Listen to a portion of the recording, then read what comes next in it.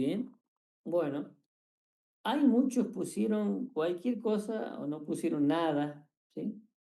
La definición clásica de probabilidad eh, podían haber puesto, eh, digamos, la fórmula o bien con sus palabras. Bueno, algunos pusieron algo, otros quisieron versear y otros pusieron la fórmula M sobre N, que digamos número de casos favorables, ¿sí? Sobre el número de casos posibles, que todo eso lo acepté como bueno, ¿sí? Con respecto acá, defina sintácticamente con su palabra, algunos probabilidad condicional ponían la fórmula, sino con sus palabras, que es la combinación, también algunos ponían con su palabra o sino la fórmula, las dos formas le hacía valer. El espacio muestral es la totalidad de los puntos muestrales. Suceso de evento, un subconjunto del espacio muestral. Y puntos muestrales, todos los puntos que pertenecen al espacio muestral. Todos son definiciones muy cortitas, ¿sí? Acá varios también cayeron en el tema de que dice, dos de las tres características de todo experimento, ¿sí? La primera, que son susceptibles de repetirse. Bueno, reiterarse un gran número de veces bajo las mismas condiciones de partida. Si ustedes me ponían, se puede repetir varias veces, ya la tomaba como buena, una de las cosas. Y el otro dice, a pesar de repetirse, el resultado de cada repetición del proceso en general no es el mismo, sino que varía de una manera irregular que no puede prever o predecir, ¿sí? Esas serían las dos. Y bueno, acá verdadero o falso, las únicas dos falsos eran la B y la C, ¿sí? Porque acá tiene que ser mayor o igual a 5 en ambas. Y la C, con la probabilidad continua, dice de un número mayor que 0, dice la probabilidad. Una variable aleatoria continua tiene una probabilidad mayor que 0 de asumir exactamente cualquier eso. Esa es mentira de acá a la China, porque hemos dicho que el ejemplo de una altura nunca íbamos a encontrar un alumno que mida exactamente 1,60 en el curso. Podía medir 1,61, podía medir 1,63 milímetros, pero 1,60 seguro que no vamos a encontrar. ¿Bien? Ese era el ejemplo. Y bueno, las otras eran verdaderas. Solamente había que justificar la falta. Entonces, yo creo que el que va a la teoría, y mencionamos todo esto, y yo trato de ser repetitivo con las cosas que tomo en el parcial, entonces no tendría que haber tenido mayores dificultades. ¿Bien? El tema es que Profe, sí, disculpe, no entendí la última parte. Sí me acuerdo muy bien que usted dijo muchas veces que una variable aleatoria continua tiene una probabilidad de cero, ¿no? De salir en un punto. claro, y ahí dice que tiene una probabilidad mayor que 0. Pero entonces si no es cero, Y no, la probabilidad, no, la probabilidad de encontrar exactamente un valor igual a ese es 0. Fíjese que el concepto de la variable aleatoria continua se hace integrando. ¿Vos qué pasa si integrás cualquier función y decís integrar desde A hasta A? O sea, desde 2 hasta 2, por ejemplo. ¿Qué te sale? cero. Cero. Un área. Porque si vos aplicas la regla de Barrow, es el valor, se le resta el mismo valor y sale cero. Entonces, lo podían analizar lógicamente viendo como que todas las funciones variables aleatorias continuas se obtienen con una integración, o bien, de la otra forma, ya que en la teoría lo decía explícitamente, ¿no? En la teoría lo decía explícitamente el tema de la probabilidad de un valor exacto en una variable aleatoria continua es cero. Claro, Cosa que no es así, por ejemplo. capaz vino por ahí mi error que lo ¿Qué? interpreté al revés, profe. Porque como dice que es mayor que cero, claro, o sea, tendría que haber dicho entonces en un intervalo, quizás, y ahí sí era verdadero. No, es en un punto. Yo digo, Me- doy el ejemplo del intervalo para que ustedes tomen en cuenta que el intervalo, si es de un solo punto, es la integral desde un valor hasta el mismo valor. Eso es para que lo piensen lógicamente, pero no. En la teoría dice claramente, si ustedes se ponen a buscar la teoría, la probabilidad, y lo dice con rojo, busque la No, teoría, eso sí ¿sí? lo tengo claro, profe. Eso sí lo tengo bien en claro. Lo que voy con el enunciado del parcial, que eso fue lo que yo me confundí quizá. Pero yo lo tengo bien en claro, eso la teoría. No, no, por eso, está bien. Y justamente es para que el parcial está hecho para buscar esos detalles y para que se confunda y que no la tiene muy claro los conceptos en ese momento.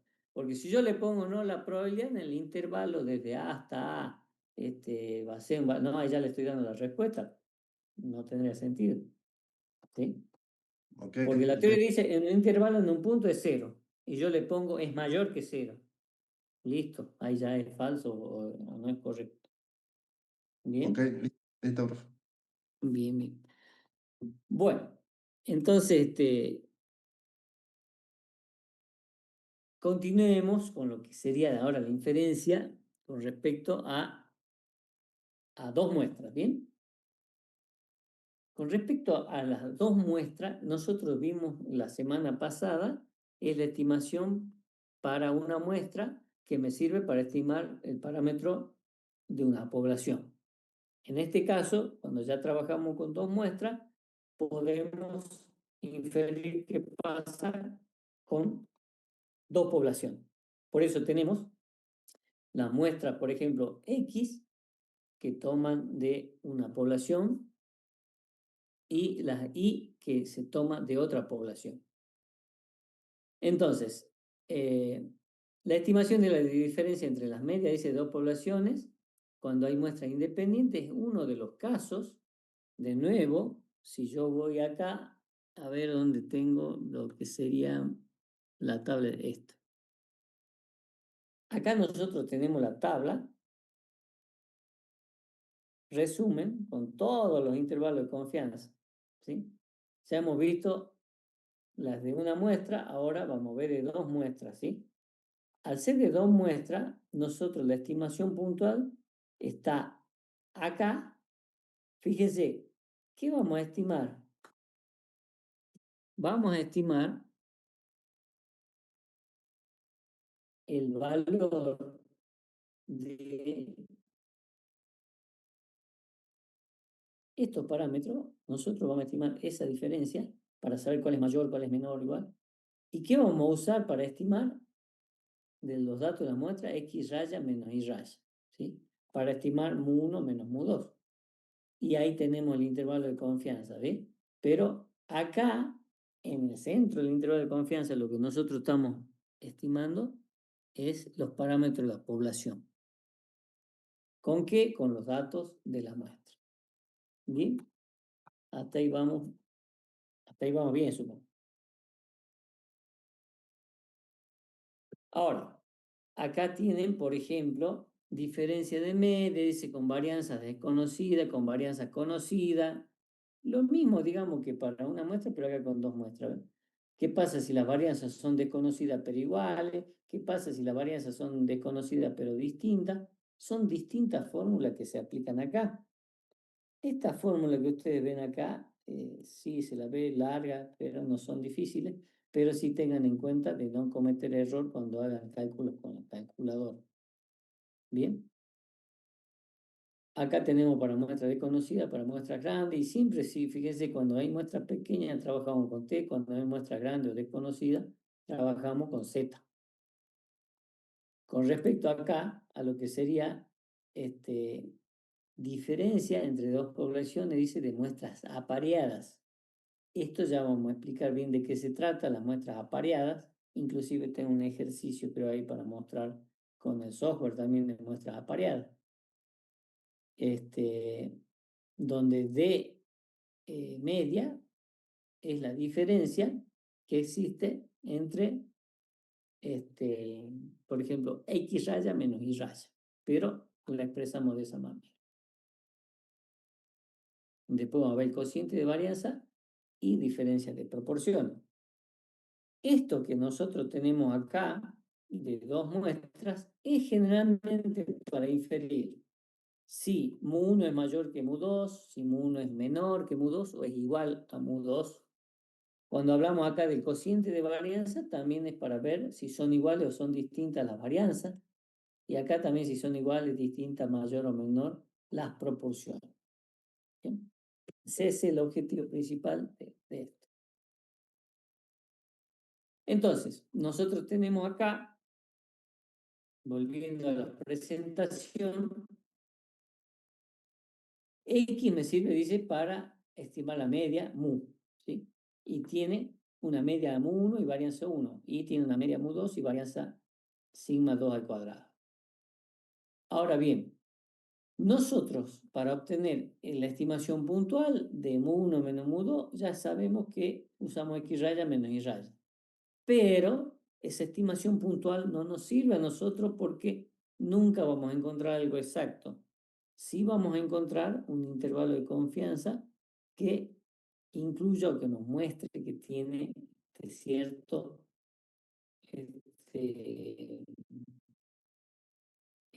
coeficiente o probabilidad de cometer un error. O bien podemos decir una certeza del 90%, 95%.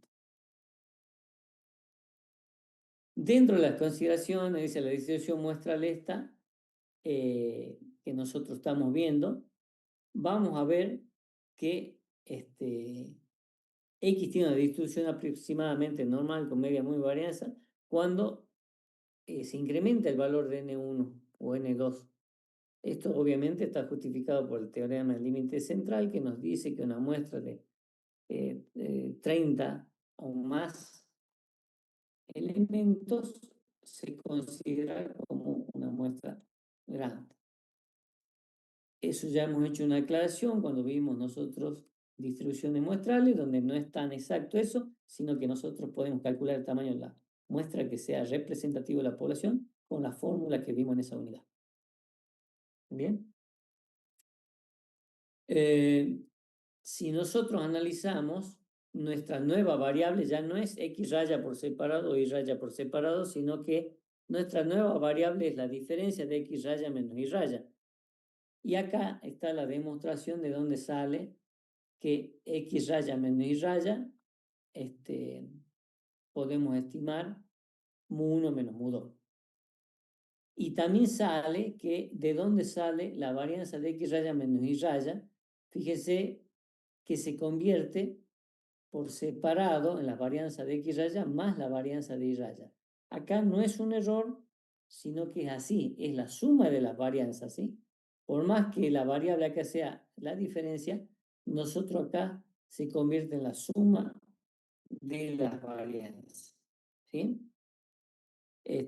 Porque se deben sumar las dos varianzas en el caso para el cálculo que nosotros tengamos que realizar. Bien. De nuevo, acá nosotros tenemos Z normalizado o estandarizado, X raya menos Y raya, le restamos la diferencia de medias de la población sobre la raíz cuadrada de las varianzas de esa población, ¿sí? O de esas dos poblaciones en este caso. Entonces, dice acá, si N1 y N2 son mayores que 30, la aproximación es muy buena, dice, ¿sí? Si ambas, dice, poblaciones son normales, entonces X raya menos Y raya tiene una distribución normal también, ¿sí? Veamos ahora las propiedades de este estimador, ¿sí? Hemos dicho que las propiedades de un buen estimador siempre son la varianza mínima y que sea insesgado. Ya lo vimos en la primera parte, donde qué era el sesgo, qué era la variabilidad de la varianza. Bueno, acá se aplica exactamente lo mismo, ¿bien? Fíjese que de esa formulita de la diapositiva anterior teníamos que Z era igual a esta estandarización y esto se hace para despejar mu1 menos mu2. Si yo despejo mu1 menos mu2 en esa expresión, me va a dar el resultado del intervalo de confianza que estamos buscando nosotros para mu1 menos mu2.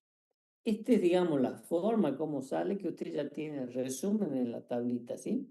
En la tablita ya está el resumen, así que no hay ningún problema, la utilizan directamente.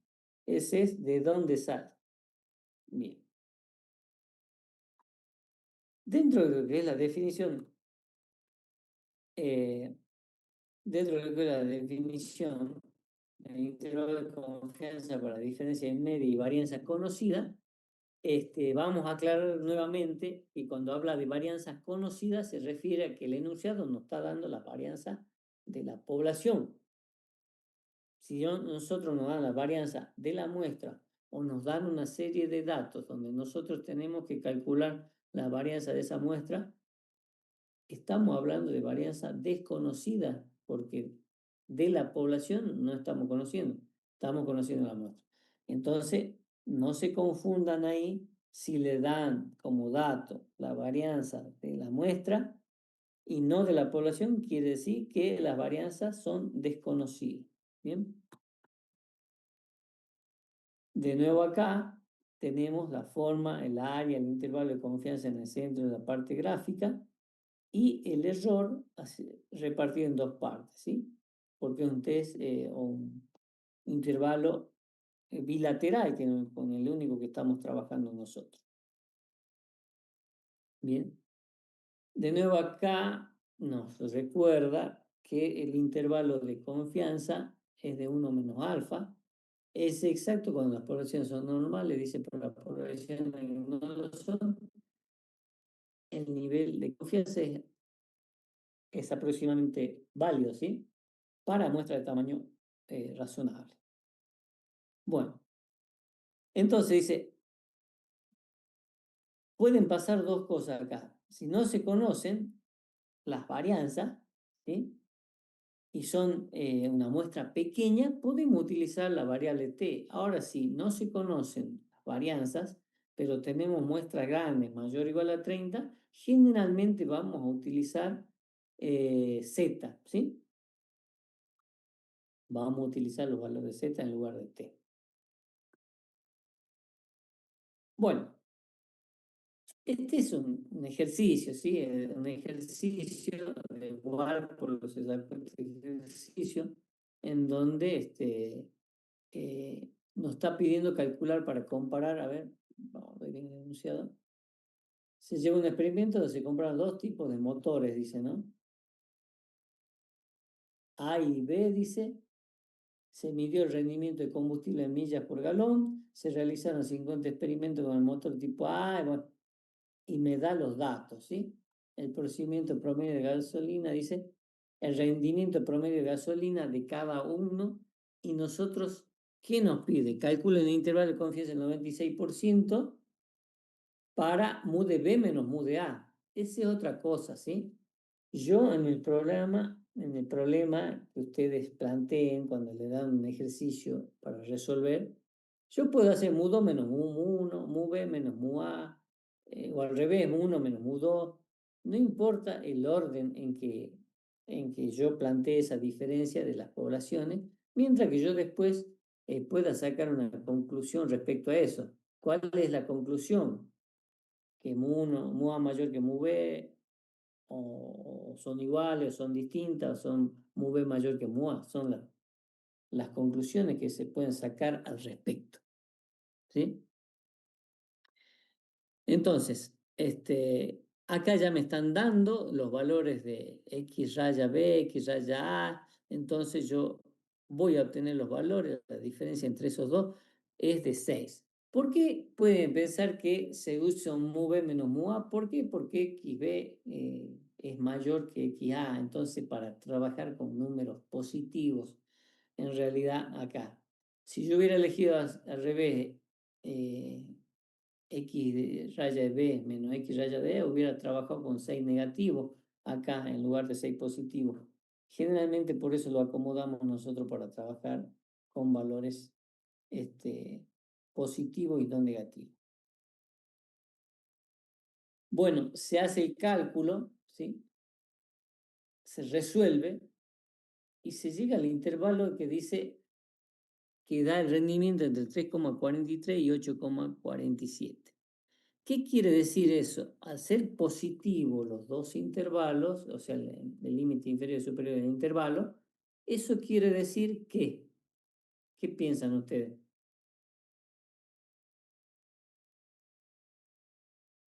¿Cómo es mu B con respecto a mu A? A mu de B, ¿cómo es con respecto a mu de A? Mayor, Mayor, ¿sí? Porque si no, si hubiera sería sido negativo. igual, claro, el cero debería estar en el intervalo. Y si serían los dos negativos, quiere decir que mu A es mayor que mu B. ¿Sí?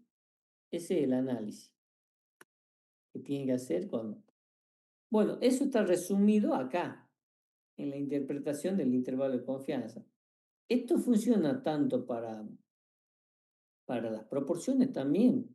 ¿Sí? Las proporciones, fíjense que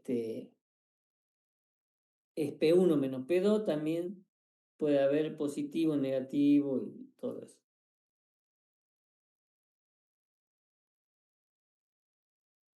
En este caso, fíjese cómo se interpreta esto. Si los dos intervalos son positivos, que es lo que se hizo ya en el ejercicio anterior, quiere decir que mu1 es mayor que mu2.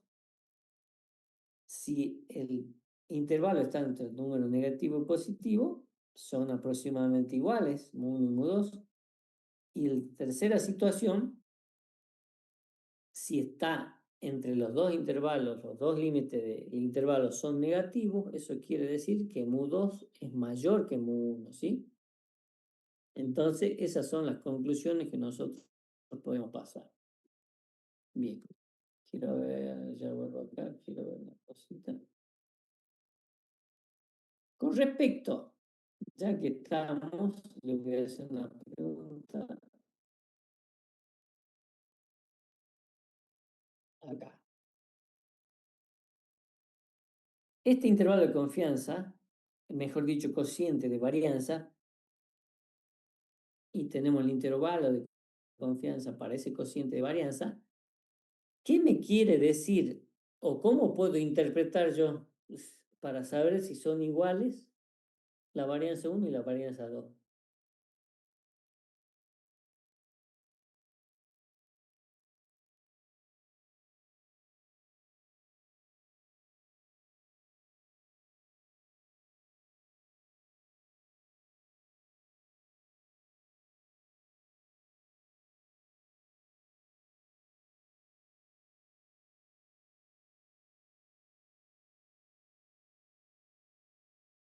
Acá ya no es una suma, no es una diferencia, sino que es un cociente.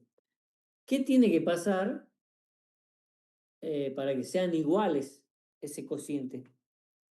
O mejor dicho, que sean iguales la varianza 1 y la varianza 2.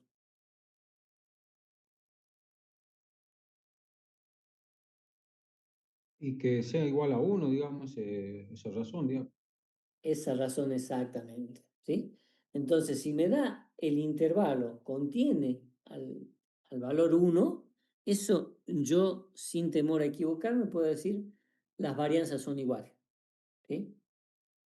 Si ya es distinto de 1, o sea, no lo incluye al 1, el intervalo, porque puede ser, qué sé yo, el intervalo que me dé de -2 hasta 0,5, no lo incluye al 1, entonces no son iguales. O podría haber sido el intervalo que me dé de 1,5 o 2 hasta 4, el intervalo de 2 a 4. Tampoco lo estaría incluyendo al 1, entonces son distintas las varianzas, ¿sí? Ese es el análisis que tengo que hacer con respecto al cociente de varianza, que es distinto acá cuando tenemos diferencias de medias o de proporciones. Estas consideraciones, nosotros trabajamos por el intervalo de confianza de proporciones, trabajamos con 3 decimales generalmente. ¿Por qué? Porque las proporciones nosotros lo pasamos a porcentaje. Entonces, si me da 0, por ejemplo, 0,10, 0,103, multiplicado por por 100 y nos da 10,3%, ¿sí? Para eso simplemente. La varianza generalmente se trabajan con 4 decimales y la desviación estándar con 3. Bueno, esta nomenclatura es la que trabaja la profesora Corro. Yo particularmente para las 3 primeras les digo que trabajen con 4 decimales, listo, para evitar tantas confusiones. Y después dice, para el intervalo de confianza de la media, trabajar con 1 o 2 decimales más que los datos. O sea que si los datos me dicen la media es de 10,3, ¿sí?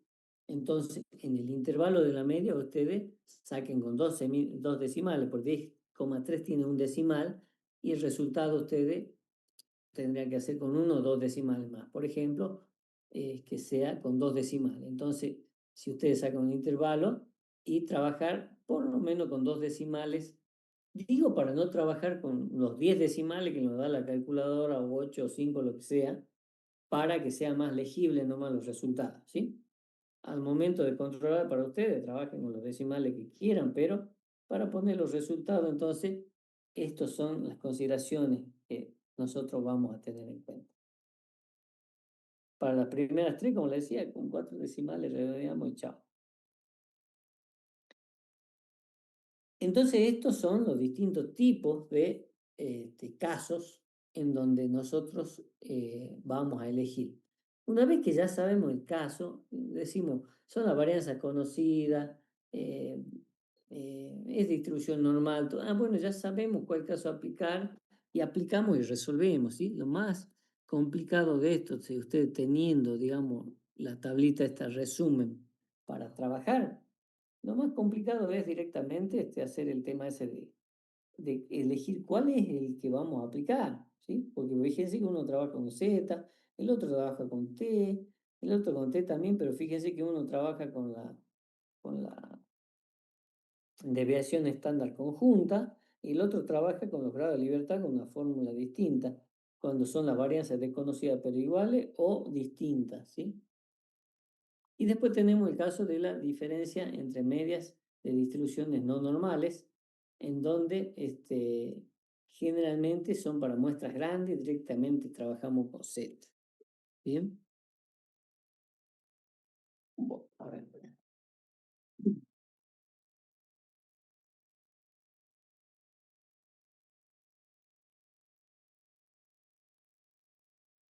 Estos parciales recién está fácilmente en 10 días para mostrarlo, así que no se preocupen.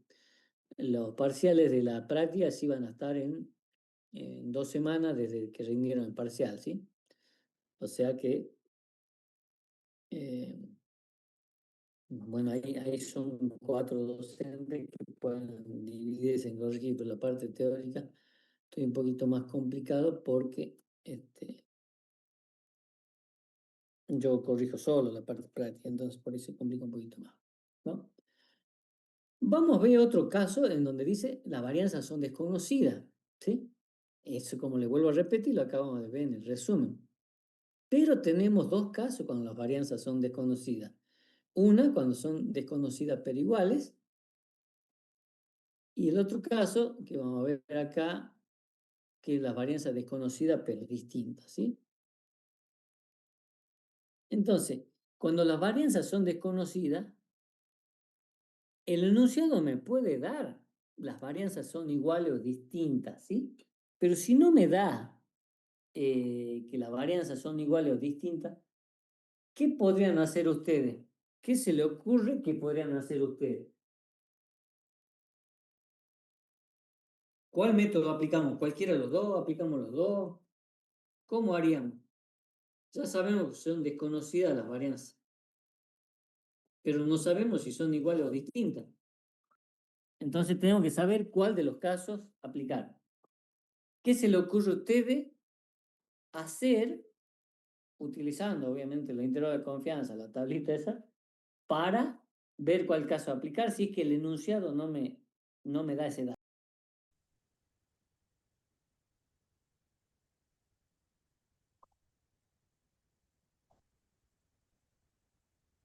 O usted va a hacer la sencilla, decir, no me da ese dato, no lo puede resolver. ¿no? ¿Qué herramientas tienen en esta tabla? ¿Qué herramientas tienen para poder detectar eso? Ya lo mencionamos el caso ese, ¿sí?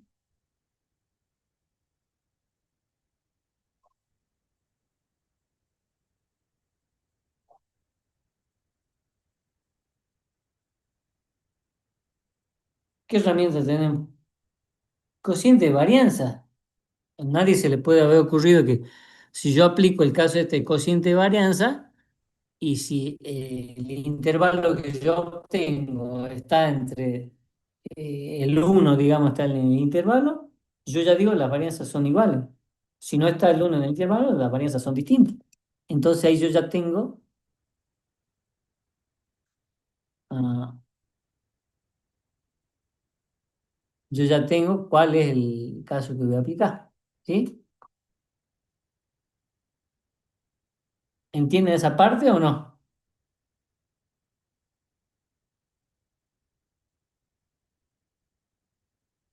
Bueno,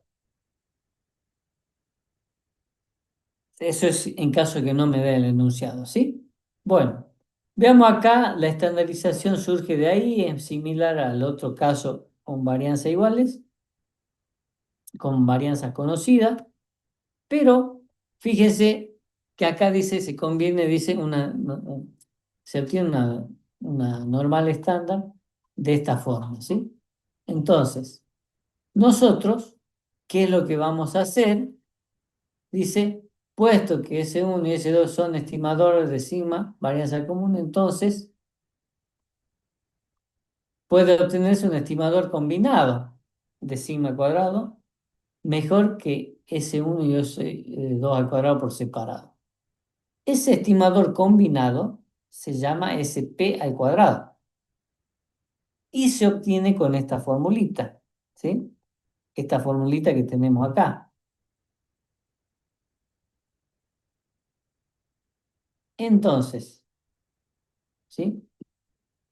Para desarrollar después el intervalo de confianza, fíjense que en lugar de usar la varianza, usamos el SP, que no es más que la desviación estándar combinada. Acá está la varianza combinada, pero en la formulita acá usamos la desviación estándar combinada, que sería la raíz cuadrada de SP al cuadrado, ¿sí?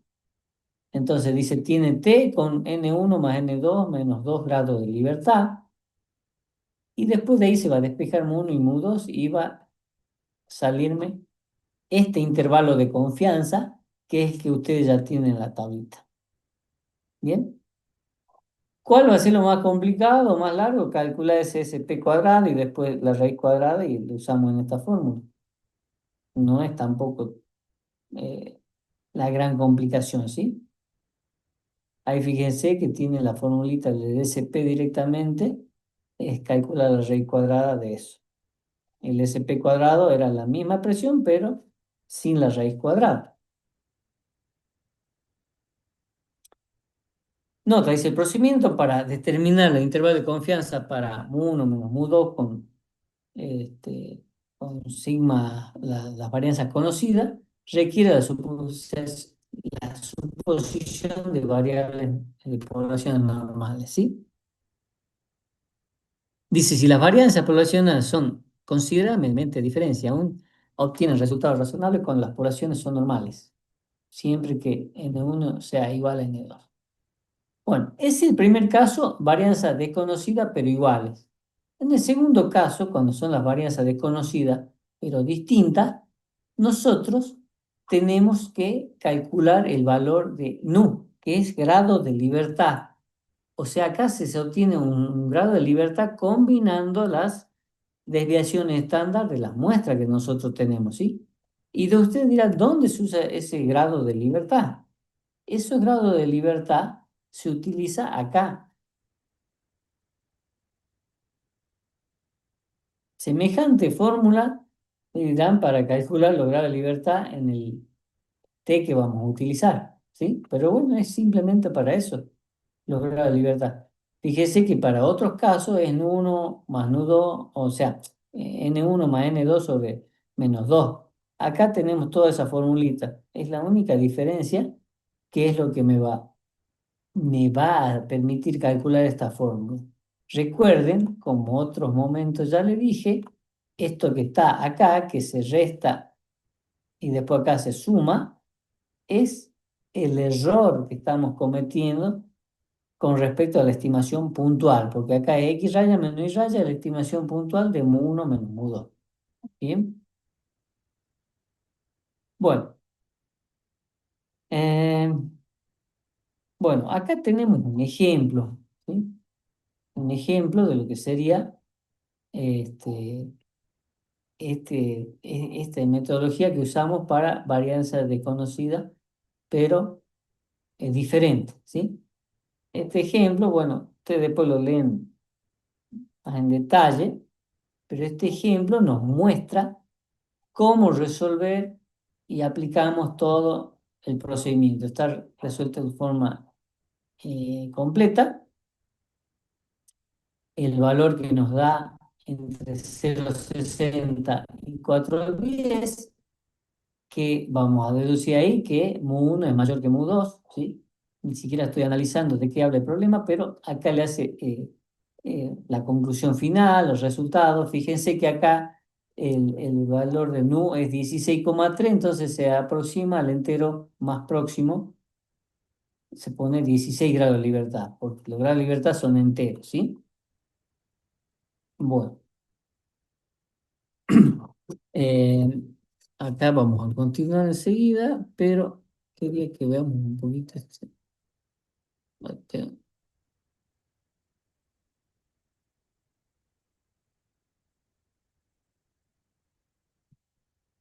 Veo muchas ventanas abiertas, dice.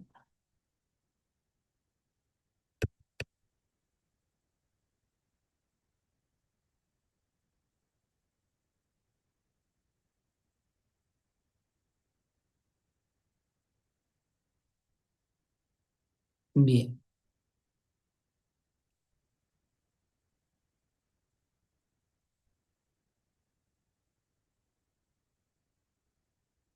Entonces, bueno, bueno, vamos acá. Vamos a ver un momentito esto y de ahí largamos. Estimación de cociente de varianza, ¿sí?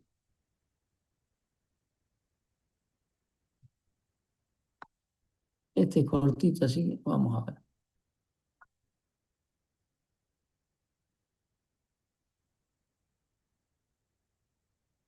Hola a todos.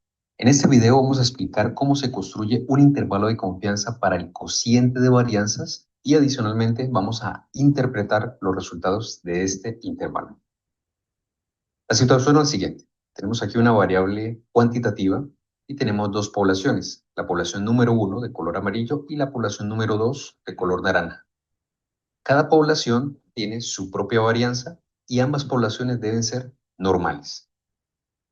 Con la construcción de este intervalo de confianza para el cociente de varianzas vamos a poder decidir al final si las varianzas de las dos poblaciones son muy parecidas o son muy diferentes entre sí. Para realizar esto, de la población número 1 vamos a tomar una muestra aleatoria de tamaño N1 y de la segunda población vamos a tomar otra muestra aleatoria tamaño N2 e independientes entre sí.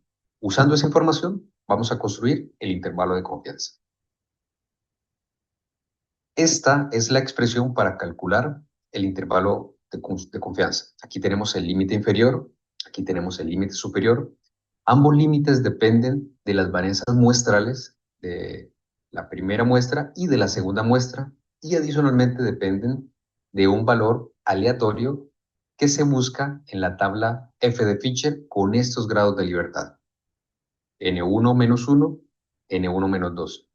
Mientras que en el límite inferior también se debe calcular una cantidad aleatoria, pero debemos tener cuidado de que aquí los grados de libertad van al contrario, N1 menos 1, N2 menos 1. Mucho cuidado con eso.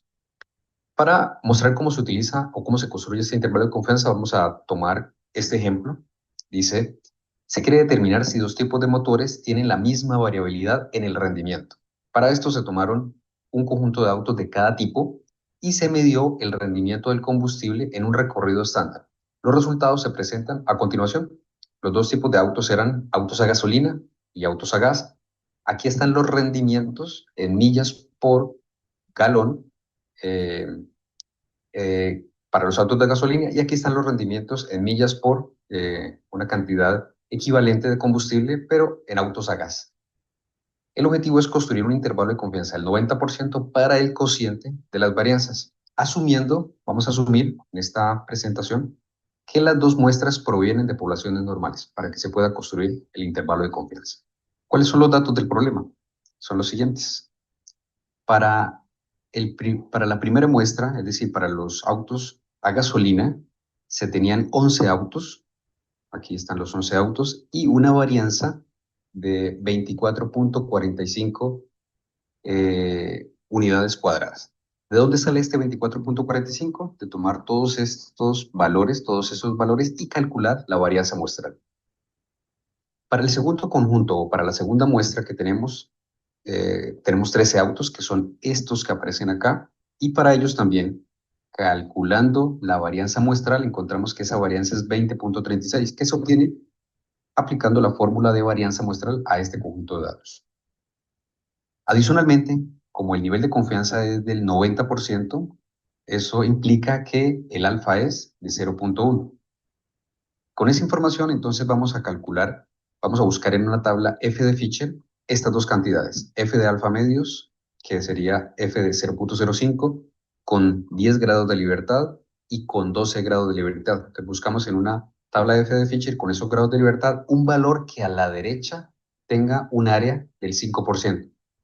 Al buscarla vamos a encontrar que ese valor es de 2.75. De la misma forma vamos a calcular este otro valor con 12 de grados de libertad en el numerador y 10 grados de libertad en el denominador, un valor tal que a la derecha tenga un área del 5%. Eso nos da 2.91. Usando todos estos elementos, los reemplazamos en esta fórmula que tenemos acá y lo que obtenemos es esto. Al hacer los cálculos, el resultado es que el intervalo de confianza para el cociente de varianzas tiene como límite inferior 0.44 y límite superior 3.49. Eso quiere decir que este cociente de varianzas se va a encontrar entre estos dos valores con una confianza del 90%. Bueno, ¿y cómo se interpreta este intervalo de confianza? Entonces, para eso vamos a dibujar aquí una recta, vamos a dibujar el intervalo de confianza. Este es el límite inferior, este es el límite superior, y ahora vamos a ubicar el número 1. Si el número 1, como es un cociente, si el número 1 queda dentro del intervalo, vamos a concluir que estas varianzas no son tan diferentes. Es decir, podemos asumir que son muy similares. Pero si el 1 hubiese quedado por fuera del intervalo, a la izquierda del inferior o a la derecha del superior, concluiríamos que las varianzas son muy diferentes y una de ellas sería más grande que la otra. Pero en este caso, como el 1 quedó dentro del intervalo, concluimos que estas dos varianzas son muy similares. Bueno, espero que lo haya comprendido. Bueno, fíjense que el concepto dice muy similares o aproximadamente, podemos decir, y no dice totalmente igual porque estamos trabajando con un coeficiente de confianza, un porcentaje de confianza, por ejemplo, el 95%. Hay un 5% del error que puede estar cometiendo un error, entonces, pero con el 95%, depende con qué porcentaje estamos trabajando de confianza, podemos decir que son iguales. ¿Sí? A ver, no me pasaron el anfitrión, espera un segundo.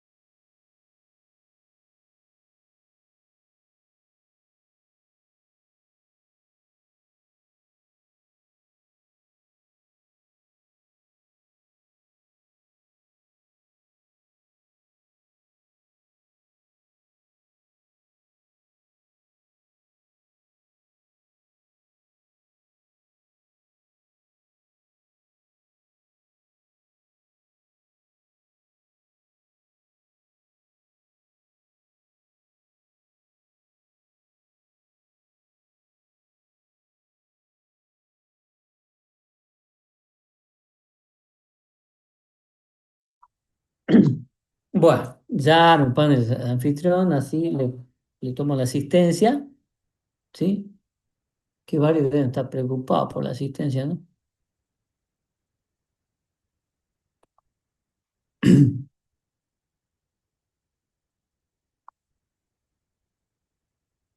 Bien.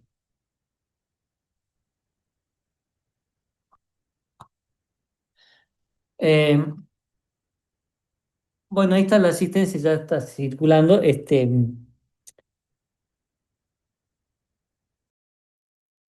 La pregunta del millón, chicos, ¿qué hacemos el miércoles que viene?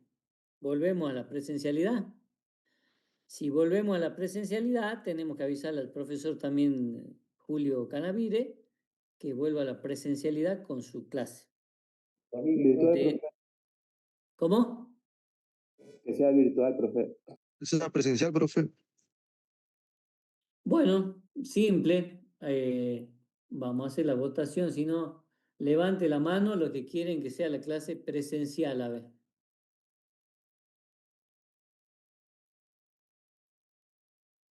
A ver, voy leyendo acá.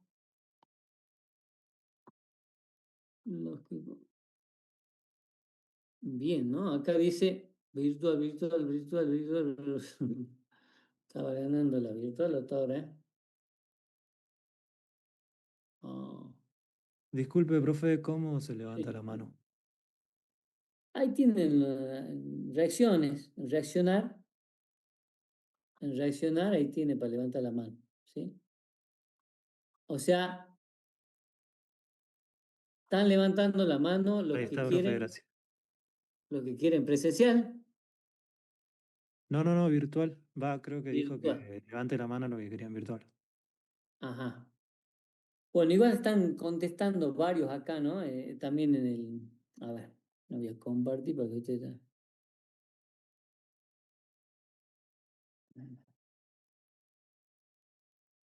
Pero la verdad que varios están chicos.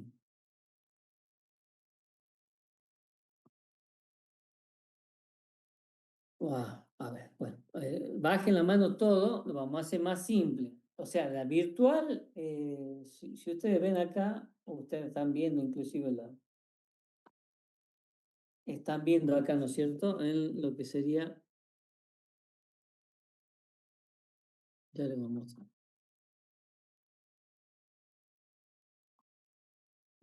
Fíjense que acá tienen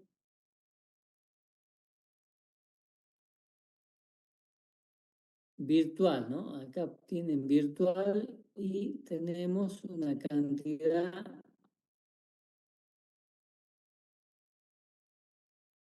Sí, sí, pueden hacer la encuesta, pero igual estoy viendo acá. Varios están votando por la virtual, a ver. Bueno, vamos acá. Vamos acá.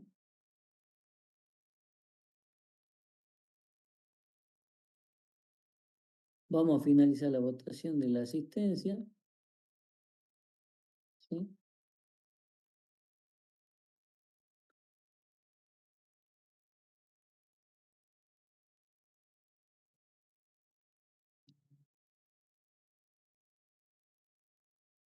Bueno.